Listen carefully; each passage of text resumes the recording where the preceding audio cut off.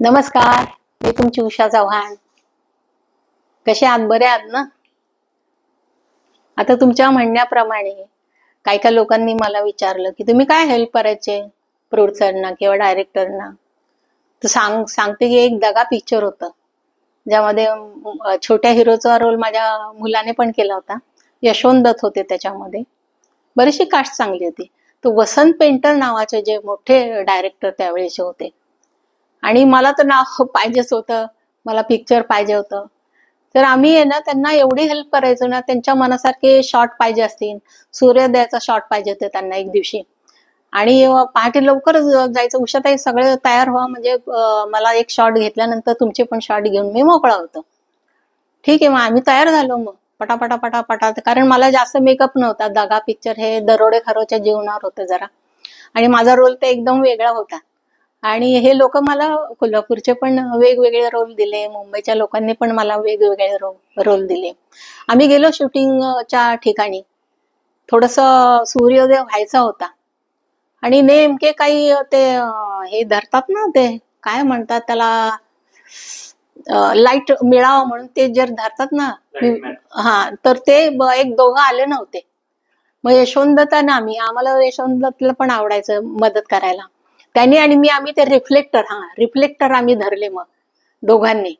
आणि मग तो एक माणूस चाललेला आहे दरोडेखोर, आणि सूर्योदय होतोय. चांगला दरोडेखोर असतो तो स्वभावाने. सूर्योदय होतो असा, आणि मग आम्ही दोघांनी ते रिफ्लेक्टर पकडले, यशवंत दत्त आणि मी. आणि तो शॉट खूप त्या वसंत पेंटर जे डायरेक्टर आहे त्यांना खूप आवडला. ते म्हणाले तुम्ही हेल्प केली म्हणून बरं झालं, आणि अशीच हेल्प करत राहा. त्यामुळे आपले मराठी माणसं जरा पुढे येतील. तरी पैसे जरा प्रॉब्लेम होता त्यांचा, पण ते पिक्चर दगा खूप छान होतं पिक्चर, आणि मला रोल पण वेगळा मिळाला. अशा आम्ही हेल्प करायचो त्यांना. कुणी काय आलं नाही तरी सुद्धा आम्ही हेल्प करायचो. जेवण वाढायला पण हेल्प करायचो. कुणी काय आजारी पडलं तर त्याच्याकरता कंबाईंड आम्ही पैसे काढून त्यांना द्यायचो.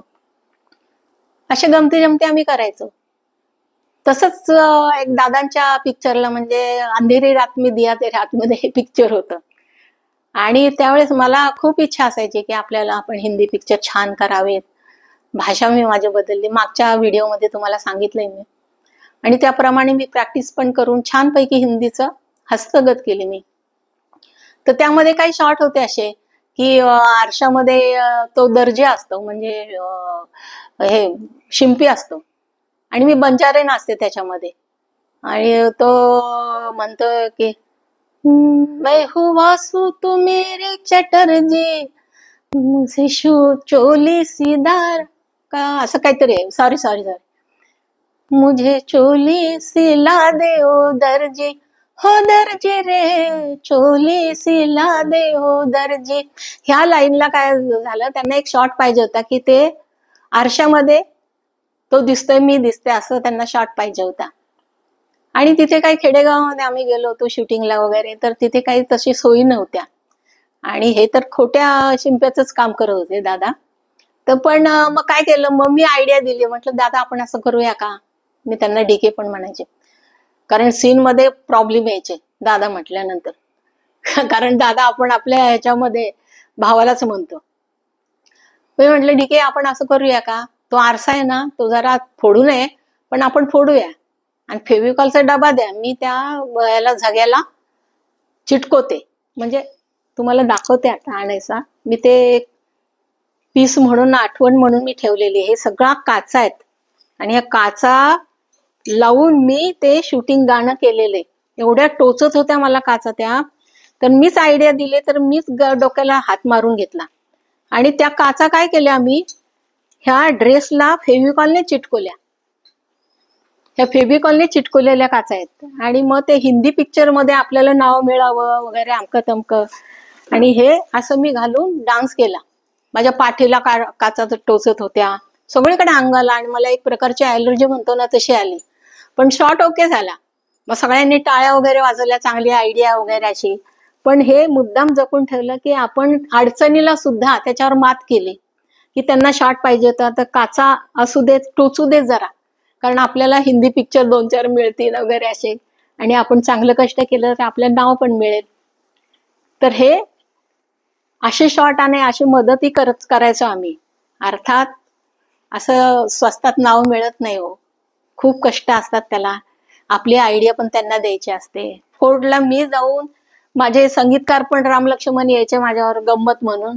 आम्ही दादांचे कपडे किंवा प्रोडक्शनचे कपडे समजा 100 रुपयाला असेल तर 50 मध्ये कसे मिळतील आणि कसे चांगले होतील, कारण मला पण शिकायचं होतं त्यामध्ये एकलव्याप्रमाणे. आणि त्याप्रमाणे मी ते शिकत राहिले.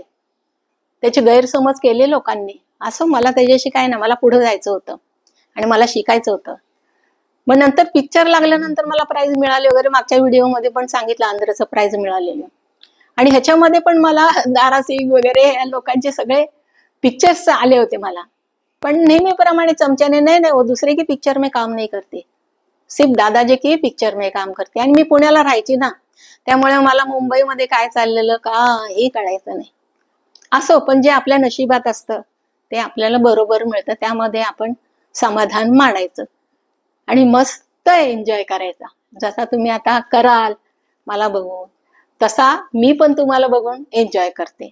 जय हिंद, जय महाराष्ट्र.